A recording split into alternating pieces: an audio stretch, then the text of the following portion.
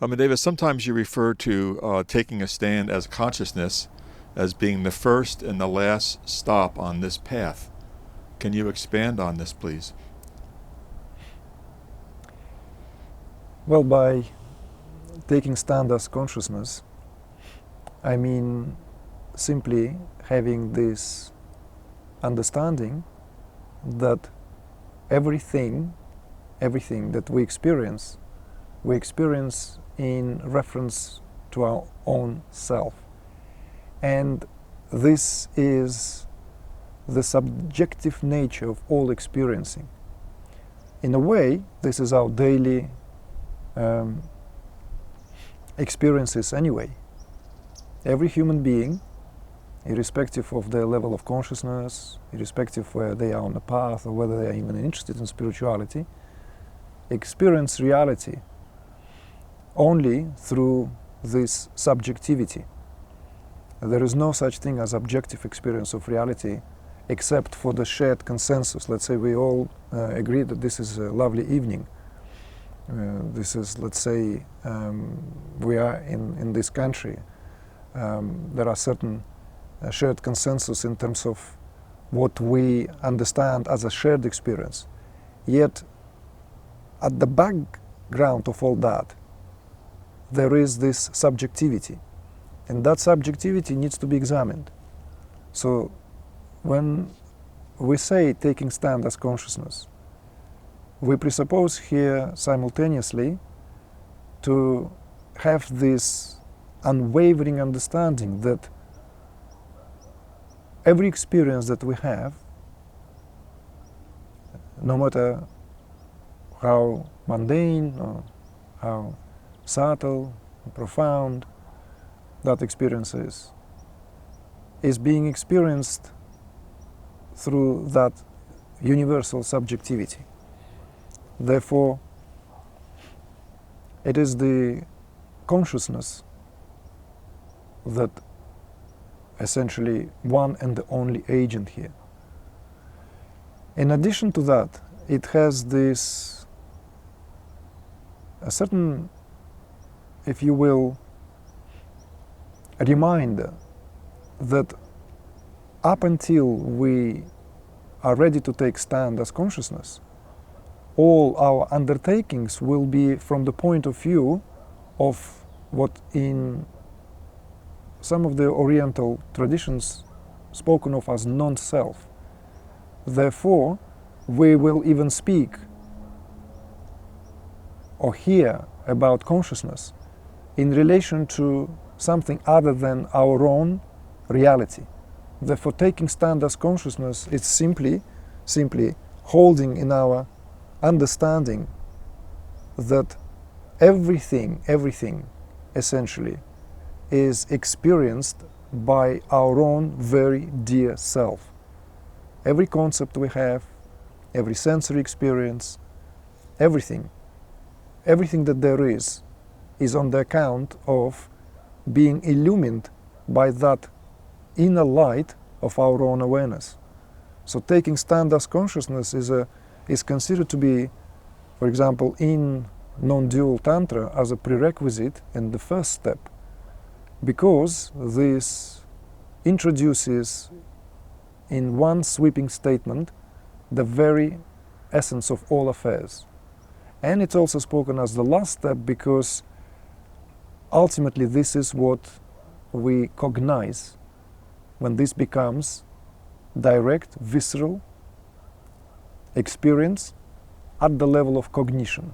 So therefore it's spoken of often as the first and the last step here are equal in terms of what they represent. Maybe the first step has that intellectual ground of understanding that whatever I'm experiencing it on the account of being consciousness, not because I'm so and so thinking about God or thinking about job or thinking about something. Okay. Very good. The term expansion of consciousness is often used in many spiritual discourses. Can you speak more about that? And can there be an expansion of consciousness once you realize the absolute Or is this a static affair as some of the non-dual teachers describe it?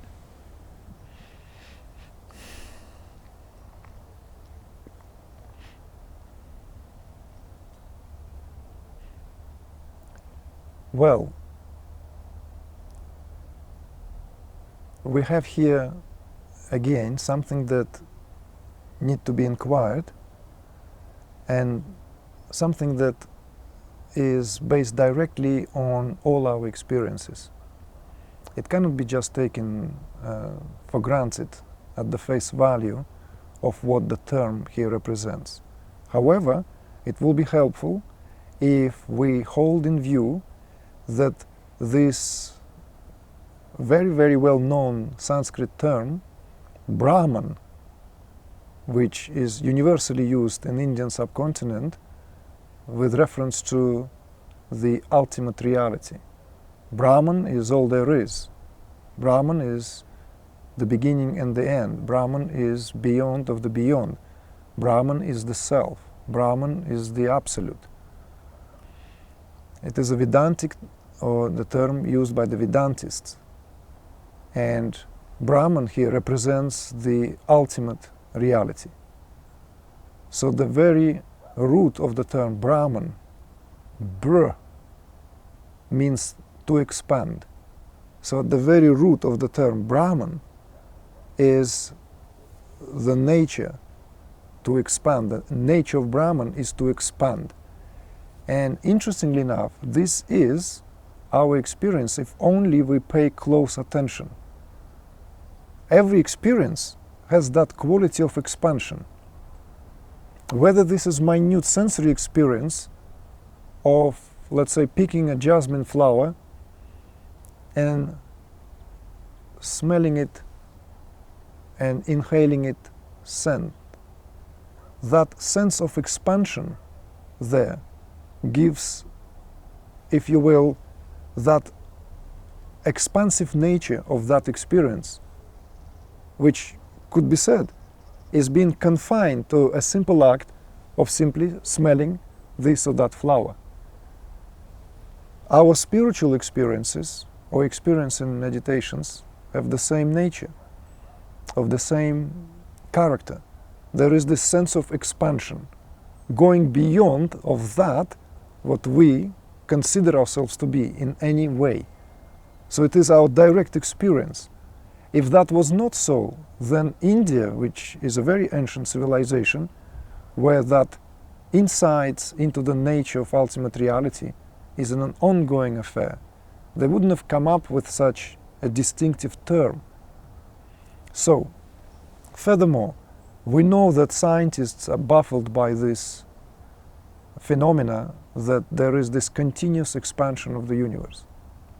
We're not even talking about whether there is a big bang, and we're not even trying to locate this understanding with reference to the how science sees this, whether the Big Bang in fact is the ultimate view of reality, because there are other interesting perspectives that universe was never born out of the Big Bang, but rather universe, in fact, there's a theory of cold creation, of that universe is not really a result of some explosion and then it just expands, but that the universe is created and dissolved at the infinitesimal level, at the unimaginable speed. So this what we maintain as experience of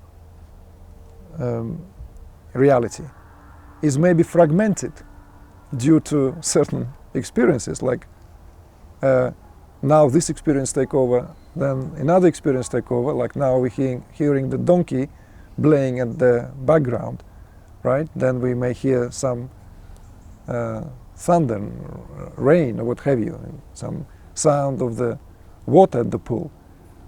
So this experience of expansion needs to be examined. So when we speak of expansion, of course, if we only understand that in terms of expansion of something through space, then that maybe would be a slightly limited limiting understanding in relation to our consciousness. So, yet the tradition speaks about the nature of Brahman, obviously not in relation to space nor time, because these categories are the essential modes of expression within Brahman. We could speak of space-time as not necessarily a certain continuum. We can speak about it in different, we can speak about it like Indian tradition speaks about time in terms of concentric nature of that phenomenon, not necessarily linear one. So in the same way, expansion is not understood here as a linear phenomenon, that something expanding from the size of the tennis ball to the size of the Led Zeppelin or something. So expansion here is direct experience of being conscious. Whenever we're conscious of something, the element of that experience has expansiveness in that.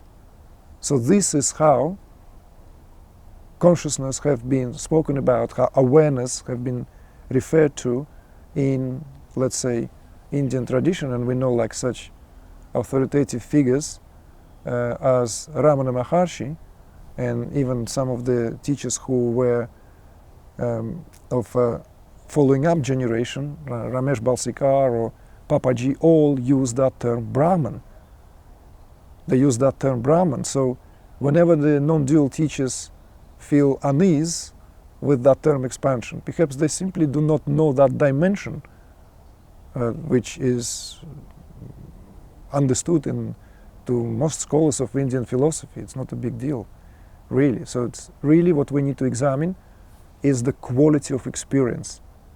And as I have said right from the beginning, from the start, that expansion is not only pertinent to the spiritual sense of expanding beyond the body, beyond the senses, right, beyond the mind.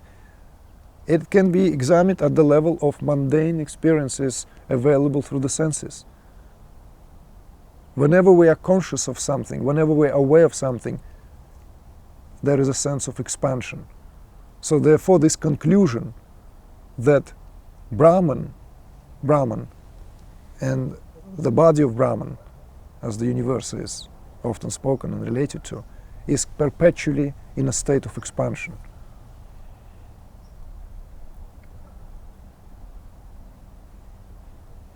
You sometimes describe you speak of the qualities of the self as Sat, Chit, and Ananda. Can you talk about that, and also how they each relate to one another? Well, Sat, Chit, Ananda is a Sanskrit, is a combination of Sanskrit terms, which is commonly translated as being, consciousness, bliss. Being, consciousness, bliss.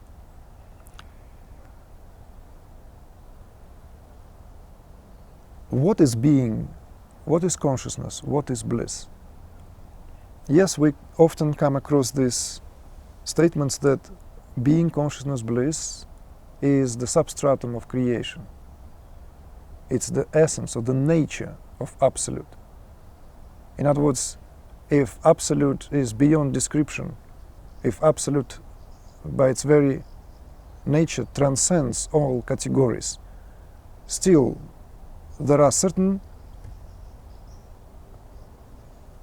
components or qualities that are pertinent to that, what in essence is beyond the domain of the language. So therefore, we know that the absolute reality is here, represents being. We also know that it is conscious and its nature is blissful. But that configuration of terms has an additional underlying dynamics, which is very good to be aware of. Being is incomprehensible. In other words, being, if it remained at the level of being, and that was the only quality, then there would have been nothing for that being to comprehend itself. So the quality of chit, the sat as being, is incomprehensible, abstract, unmanifest. When that quality of being begins to contemplate its own essence, that is spoken of as having the quality of chit, consciousness. So in other words, it's conscious of its beingness. As Maharishi Mahesh Yogi used to say, chit rescues sat from oblivion. Otherwise, sat, the quality of being, would have remained being without any possibility to know itself.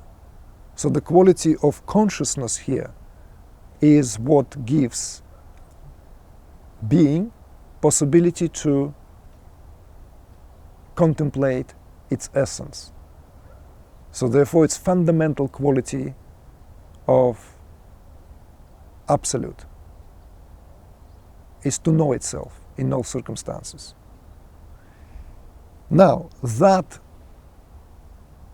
self-referral quality of knowing itself, that self-awareness represented by chit, brings about a tremendous thrill to chit, to quality of consciousness. And that expresses itself as ananda.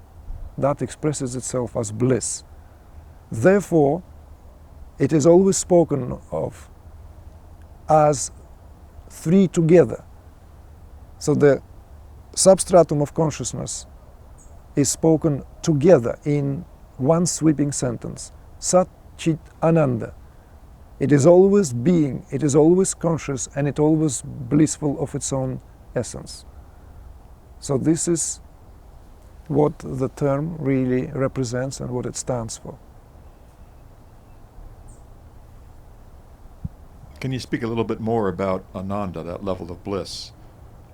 Some people have referred to, some teachers have referred to that as peace, but it clearly is something much different than peace. It doesn't have that taste of peace. Right. Bliss is something different.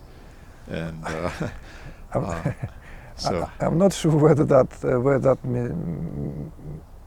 misunderstanding comes from, where it slipped into, because Sanskrit is a very precise language, and Sanskrit words have very precise, in a way, connotations, but they sometimes would require several terms in another language to give that all-encompassing nature of this or that word. When it comes to Ananda, as far as I'm aware, even early Indologists always knew that that term Ananda represents ecstasy, bliss, rapture, sometimes spoken in terms of certain, it's not just spoken in terms of a state, it is also spoken in terms of the perceptual capacity, right? Like eating something is accompanied by this, could be accompanied by that rapturous experience just as much as certain breakthrough in consciousness brings us that rapturous experience. So Ananda has very distinctive meaning here. It's not peace. Sanskrit has specific words for that. One of them is Shanta or Shanti. That stands for peace. But Ananda also, because of its grammar in Sanskrit, A here, R, letter R, means none.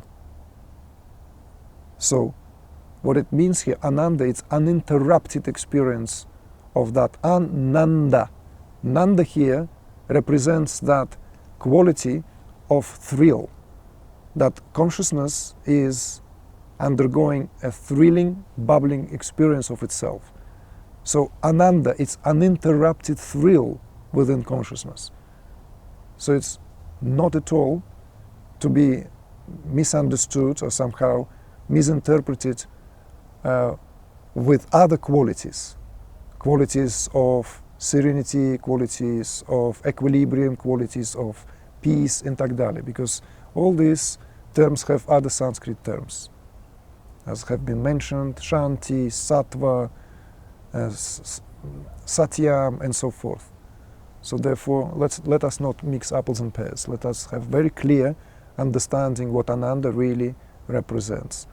It's unstoppable experience, uninterrupted experience of the essence of our nature, which is joy. So Maharishi Mahesh Yogi described the purpose of creation as the expansion of happiness. And we could maybe say that he was talking about the expansion of bliss.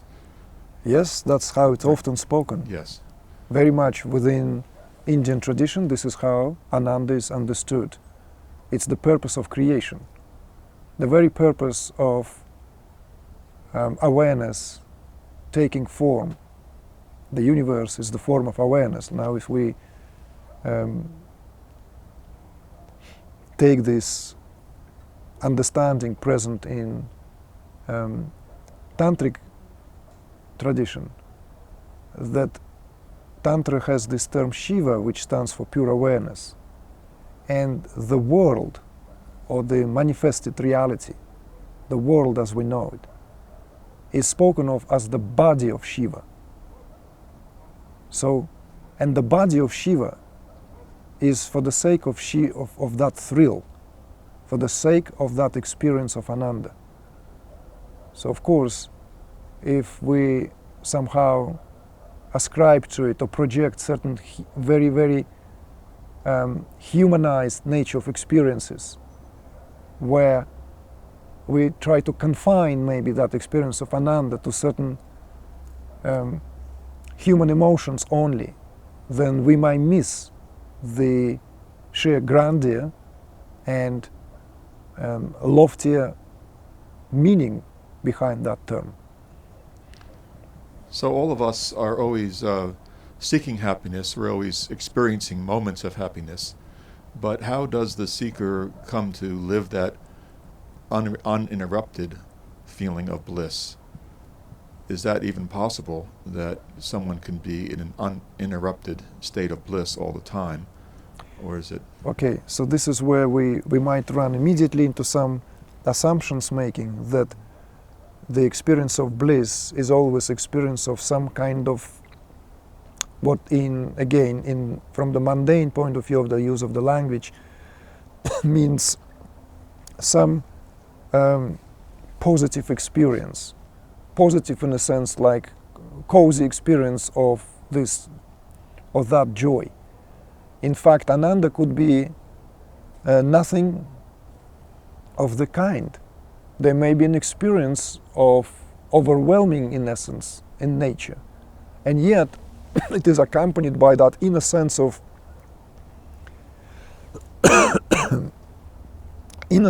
grandeur. Let's say when we are partaking in witnessing the display of the elements, when nature shows us her power in her full glory. Very often we are experiencing Ananda directly. But that's not Ananda of sitting in front of the fire and warming up the feet after maybe a cold day in the rain, you see? So therefore, of course, if we start giving this certain preference to these experiences of what we consider Ananda to be, then we might miss the whole or the fuller picture. So therefore, going back to the question of how one lives that uninterrupted experience. That uninterrupted experience already the very ground of one's consciousness. What needs to be is only to bring the awareness, the individualized awareness, to that level. When our consciousness is being brought to that level, it comes as a natural byproduct of that. So we could even say that experience of this inner sense of bubbling joy, but not in terms of that. You see, the limitation of the language may give us this a narrow description of what we mean by joy. See, so maybe not in all cases this could be translated and interpreted like that. It's the sense of, this is maybe why I prefer certain other terms like a thrill or a throb or a quiver. Being in the presence of that quiver at the level of the heart, at the base of every experience, is direct experience of Ananda.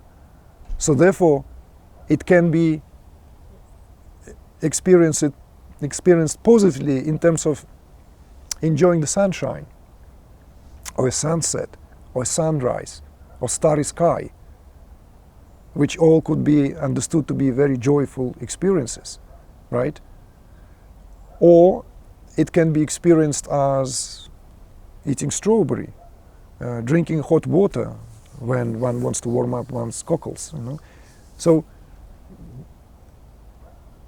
at the mundane level, that experience is there, but it is not limited to what we call positive experience. It can be experienced in the moment of grief. It can be experienced in the moment of great fear. It can be experienced in the moment of shock. It can be experienced and is experienced in the moments when a lot of other faculties are arrested, and we're standing still in the naked presence of that overwhelming nature of experience, which then Ananda is experienced in a very, very direct and visceral way. Tantric tradition often speaks about it, especially in Kashmiri Shaivism, where this falling down of certain more superficial activity associated with certain faculties, when we are in the presence of overwhelming beauty, or when we are in the presence of something which simply shakes us to the ground, emotionally, let's say, or when the earth shakes, or when we're witnessing a spectacular display of nature, one way or the other, then Ananda is our direct experience. So it is very good to remember that that experience is always there, but to experience it in all circumstances, or be aware of it in all circumstances, our consciousness needs to be brought to that level where it is simply a matter of fact. So could we say that once one is established in the self, that flow of bliss would be uninterrupted at that point? Again, it will be easy to begin to draw sort of conclusions, and maybe yes, but then the clinical feedback of experience of cessation, let's say, of subject and object, does not always accompanied by that what we speak of as Ananda. Sometimes spiritual realization is almost on par of nothing to write home about, or it could be much quieter. Doesn't mean it does not have a certain quality to it that we can speak of as having the quality of what Ananda represents. But there is also this reminder that the way we break through, and the way we, let's say, adopt certain methodologies and practices and certain paths on the way to self-realization, that some of these have more direct, if you will, way of accessing Ananda, because Ananda is very, very essential in enjoying that fully. So I would say even that a certain spiritual bypassing may result in a drier sense of that realization, when one may feel completely at home, completely in a sense of that balanced state, where that tension is equilibrated to the degree where subjectivity and objectivity of experience in terms of one's own self, but it may not necessarily be accompanied by Ananda. So therefore we cannot really begin to draw some conclusions that self-realization comes with Ananda as a must. We know that to be true in terms of clinical reports, in terms of the feedback of seekers of truth, of those who have had visceral breakthroughs. So therefore some approaches with this regard are more preferable because they lead to that, because the methodology that is inseparable from the way the teaching itself is presented has that element. So therefore one would not miss it, and one would have less chances to bypass it. Not to bypass Ananda, to bypass that what would obstruct the experience of Ananda. You see? So Ananda and that sense of bliss can also be spoken of in terms of the receptivity of our nervous system. From the neurophysiological point of view, whenever we feel good, right, and comfortable in our skin even, it is accompanied by a sense of lightness, sometimes a thrilling sensation of being alive, sometimes a thrilling sensation of utter openness. This is the experience of Ananda. It doesn't have to be in terms of how it is written in the spiritual autobiography or so and so. This is a daily experience of that. Whereas when our system is ridden with stresses, certain traumas, unprocessed material, then that experience of bubbling sense of joy, bubbling sense of bliss, doesn't seem to be rising to the surface because it is abstracted. So there is another perspective on this. Good, and you have spoken about enlightenment and the path to enlightenment as being based on the neurophysiology, and that's a relatively new concept, I think. Maybe there's some research that bears that out, but I wonder if you would expand on that idea that our experiences in our meditation, our experience out of meditation, our experiences on the way to enlightenment are based on the neurophysiology. Well, it's very simple because awareness, as it were, doesn't need to realize itself, right? The self already is the self. So what stands on the way of that? Where is the predicament? Tantra has this very direct and unapologetic perspective that is only through the body, through the neurophysiology, that the spiritual breakthrough takes place.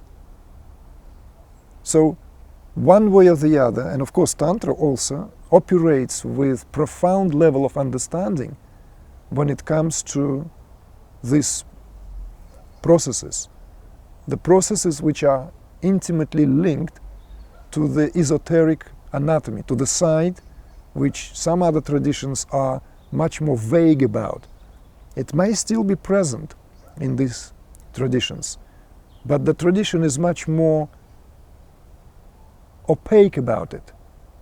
It is shrouded in mystery, maybe. It is also somehow has a lot of allegorical and metaphorical language. Not that tantric scriptures are not written in that way occasionally, but there are also very direct and visceral expositions. There are scriptural references where the spiritual process is described from the inside out, with reference to what is going on at the subtler level beyond the realm of the physical body, or how we know it. So, therefore, the term neurophysiological path to self-realization is with reference to that what has always been known.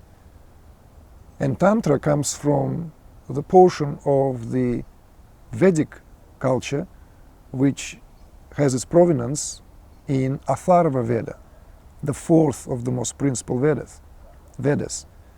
So all that knowledge has always been present in more ancient approaches to spirituality, to transformative processes.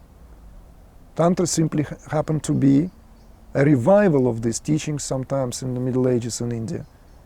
And it gains more and more interest and attention nowadays because of the understandings that we have now from the field of neuroscience and what it presents, really, that we kind of like now perhaps standing at the last frontier of where we about to maybe get this additional insight into what this whole human organism, what this whole human affair is really about. So, but as a methodology and as an approach, this is very clear. It is not realized in some kind of just purely conceptual mental spheres.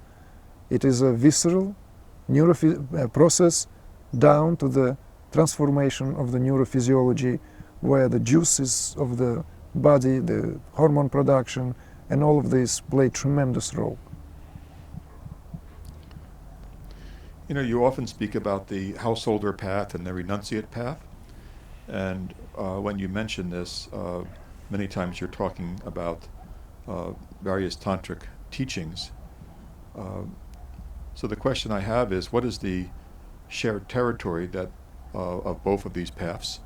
What are the challenges of each path, and are there advantages that the householder has as opposed to the way of the renunciate? Well, as you know, we always talk about this. So this path of renunciation and path of the householder, they could also be seen as complementary in a sense within the larger scope of society. So that there is this, maybe in more ancient cultures, the renunciates, those who gave themselves to spiritual enterprise and endeavor, they were taking care of the state of the collective consciousness, state of the nation at large. But at some point we know that this fabric begins to break down. Therefore, the approaches cannot be strictly defined here, that okay, these are the path of renunciates, and the renunciants will take care of consciousness within their own and on their own level, and that somehow will impact and affect the state of collective affairs, so the householder will benefit. Householder will benefit through the breakthroughs of those who give themselves to spiritual practice, which is, we know, to be true. We know that to be true. Everything emits certain energy. So of course, if we know, if let's say in certain phases in our history, there were people who were doing certain jobs. There are people like who were growing vegetables and fruits, and people who were cultivating land, and the people who were making objects, and people who were making roads, people who were taking care of safety of the state, and there were people who were chanting and singing and meditating all day and contemplating some finer realms of existence. So that symbiotic kind of connection was there. But that ideal situation that cannot exist for too long because of the unstoppable forces of, well, let's call it historical development of the way we went through, that begins to break down certain established symbiotic connections, and new forms begin to be born. We know that the arrival of great religions, what was meant to kind of have that umbrella, so that everyone lives this collectively shared consensus of spiritual values, be it pertinent to Judaism, Christianity, or Islam, or Buddhism. We know now also we live at the time when this also breaks down. So therefore more and more people, they don't get satisfied at the level of Christian metaphysics, or the reality that is being presented at the level of how it is being interpreted. So people want to enjoy, let's say, that what is available to those who, let's say, given themselves to the direct, access to commune with the divine. So that spilling over of spiritual disciplines, which prior to that was in the domain of the more of those who were given to the renunciate way of life, began to happen, as we know that many Oriental teachers of great stature were giving the methodologies to the masses, literally. That happened not just with this or with that. It's a whole movement. So and so was often accused by doing the something that predecessors unheard of, suddenly giving these sacred teachings to a normal household, because before they were reserved only for select few, maybe born into special family, born into special situation, what have you, having certain merit. We know that 20th century brought a great sense of equality. We can just begin to mention teachers who were known for bringing the sacred traditions straight into the masses. Sometimes they were criticized, at other times they were praised, but this is an unstoppable process. Now, I know this is not exactly the nature of the question, but I thought to give us this historical perspective so that we understand that maybe householders are now having that shared responsibility for the state of collective consciousness. So in other words, there are not enough monks, not enough renunciates, even if there is 1 million or 2 million people gathered at Kumbh Mela. It doesn't mean that 2 million people have live exalted state of consciousness. That exalted state of consciousness need to be lived in the state of New York, right? In Iowa, in Colorado, in California, in Chile, in Timbuktu, in Scandinavian countries, everywhere, down in Italy. We want it also to have in every African country and not just in India. So what happens is that this sense of globalization can be seen here also as the globalization of spiritual teachings, globalization of understanding of what really this whole affair of living one's full potential represents.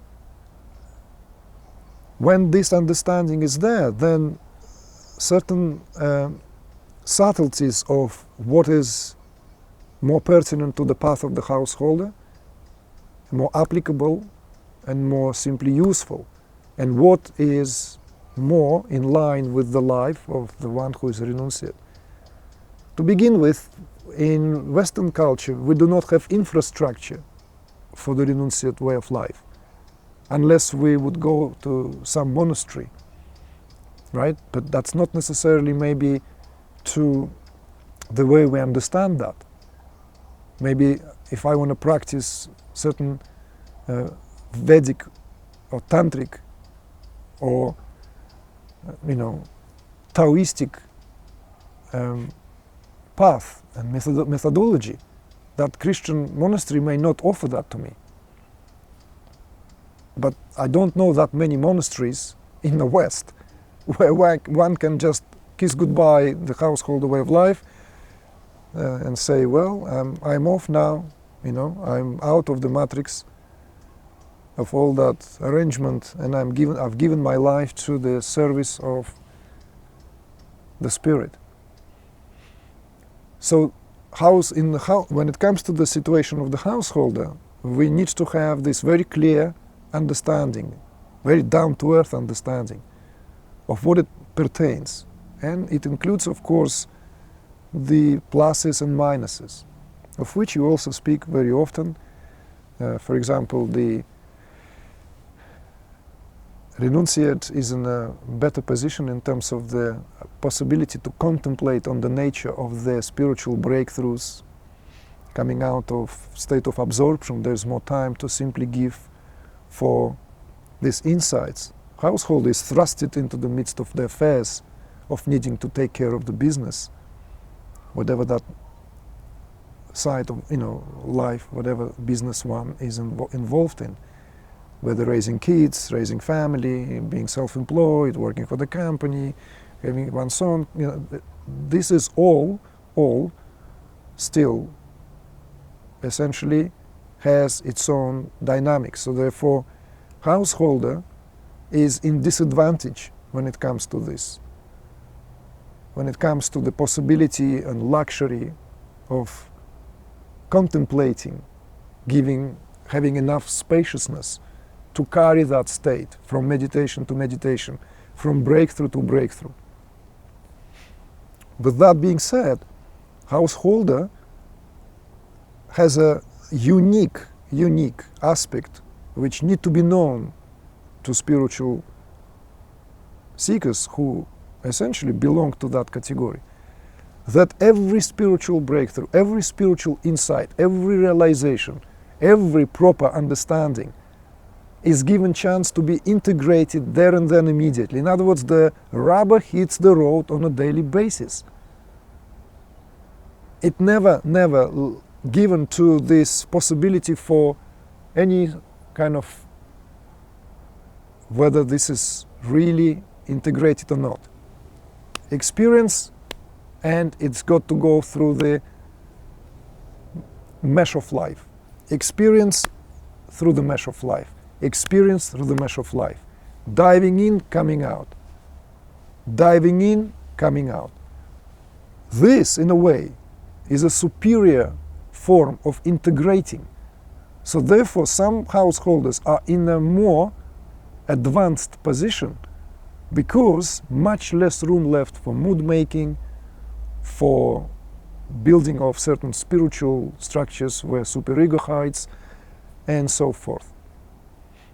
So therefore, you know that this teaching is always conducted in such way that it has to be made applicable, and it has to make sense immediately to the life of people, not through some kind of, like when the great understanding will dawn, then I will be able to apply it to my life. It is applied there and then. And the same with all these insights that come in meditation, all this unloading, all this rewiring, immediately has the chance to be tested. So these are just two principal, let's say, distinctions. There are some others, but one way or the other, we, as it were, all doing our part, all, carrying a stick and holding that mountain to help Krishna to uphold that mountain, that hill, so that the Dharma survives, so that the field of action is propped up at all times. So in other words, there is a place for daily, if you will, act of chivalry and courage and heroism in the life of a householder. Yay! Well, as you mentioned, the householder faces a lot of responsibility, have to be very, very dynamic in their activity, and there has to be a practical aspect almost to spiritual practice, that the spiritual practice has to have that goes without saying, of course. I mean, this is not, you know it very well that this is not at all a perspective that is shared here, that everything is already realized, we're already perfect because we're perfect, and there's no need to meditate, no need to do spiritual practice. This is a cop-out and very unhelpful. So whenever teachers have the audacity to teach this path, well, I think it creates a lot of confusion in seekers' minds. Well, exactly. Yeah. So I don't even want us to go there, because it should be by now very clear that all this euphoria that was accompanying certain phases of the Neo-Advaita, the non-duality, faded and gone. People realize that really they need to have some ground of spiritual work to lean on one way or the other. No amount of that kind of resonating with what is being said at the satsang, and no amount of application of that kind of a lazy path to enlightenment really going to work here. We've seen how spectacularly it backfired. So, given the choice, if you had to have made a choice between being a renunciate and living that lifestyle or being a householder, and you had the opportunity to choose, knowing what you know, what direction would you head in?